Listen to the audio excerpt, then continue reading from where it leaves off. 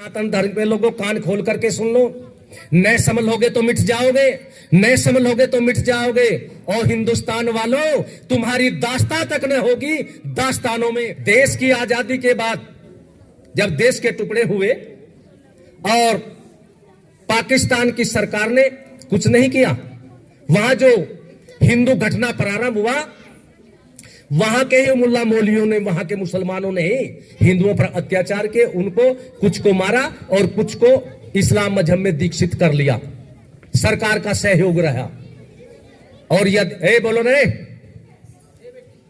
जिस समय इस समय वातावरण चल रहा है, यह स्वर्णिम अवसर है।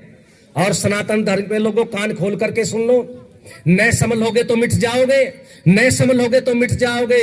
और हिंदुस्तान वालों, तुम्हारी दास्तां तक न होगी दास्तानों में। केवल 10 वर्ष है तुम्हारे सामने, लिया सनातन धर्म को संभाल लिया तो ये आने वाली तुम्हारी पीढ़ी संभल जाएगी। और नहीं तो देश को खतरा बढ़ता जा रहा है, राष्ट्र को खतरा बढ़ता जा रहा है। मुझे नहीं पता आप लोगों ने सुना नहीं सुना, कई महीने पहले एक आवाज आई थी रामलीला मैदान दिल्ली से। लाखों की संख्या में मुसलमानों के नेताओं ने कहा था सन 47 में हम इस देश पर कब्जा कर लेंगे।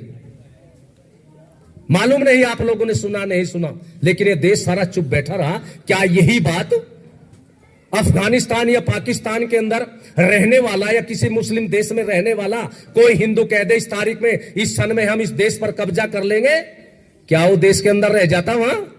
लेकिन यहां तो बिल्कुल शांत। और ऐसी स्थिति उनकी हो गई, वो जहां चाहे, जो चाहे, जब चाहे कुछ भी कह दे, उनकी वाणी पर लगाम नहीं लगता। और इसका एकमात्र कारण क्या है?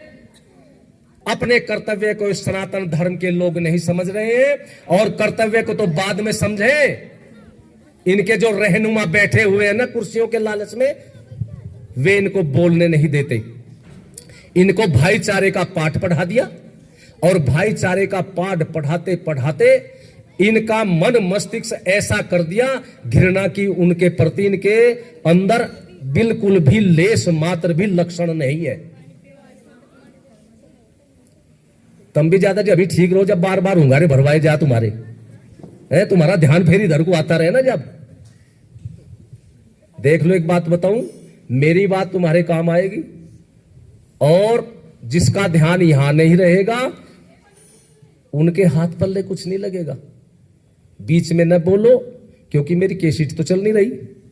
अब फिर मैं केसीट वहीं से चलती कर दूं अपनी। ध्यान बढ़ता है, जैसे रेल का पहिया पटरी से उतर जाए तो बड़ी देर लगती है पहिया पर चढ़ने, पटरी पर चढ़ने के लिए। तो ध्यान रखो। तो कह रहे हैं कि हम इस देश पर कब्जा कर लेंगे, नहीं होगा नहीं,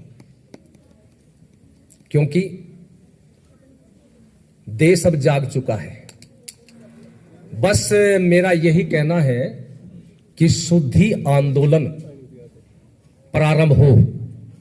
और इसके लिए मैं, कोई बुरा माने चाहे न माने, या मेरी बात को अच्छी लगे, लेकिन आज जो देश की समस्या बढ़ती हुई जा रही है, विदेशी ताकतें जिनकी हिम्मत इस देश की तरफ आंख उठाने की नहीं होती थी, वो यहां आतंकवादी घटनाएं कर रहे हैं, सारी बातें हो रही है, देश के टुकड़े भी करा दिए। उसके लिए जिम्मेदार कौन है? इसके लिए जिम्मेदार आर्य समाज है। और इन आर्य समाजों को पाप जरूर लगेगा, मैंने पहले बता दिया, चाहे कोई बुरा भी मानो। क्यों? इतिहास उठाइए। जिस समय देश की स्वतंत्रता, देश स्वतंत्र हो गया, देश की स्वतंत्रता के लिए लोग लगे हुए थे। यह देखा भाई देश को आजाद कराने में किन लोगों का हाथ है। तो गांधी जी ने अपने दामाद पट्टाभी सीतारमैया को यह कहा कि भाई 6 महीने की सूचना है तुम्हारे पास, ये 6 महीने के अंदर सारी जानकारी लेकर के हमें बताओ देश की आजादी में किन लोगों का हाथ है, किस विचारधारा के लोगों का हाथ है। तो 6 महीने के बाद में रिपोर्ट आई। गांधी जी को कहा कि 85% ऋषि दयानंद और उनके अनुयायियों का हाथ है देश की आजादी के लिए।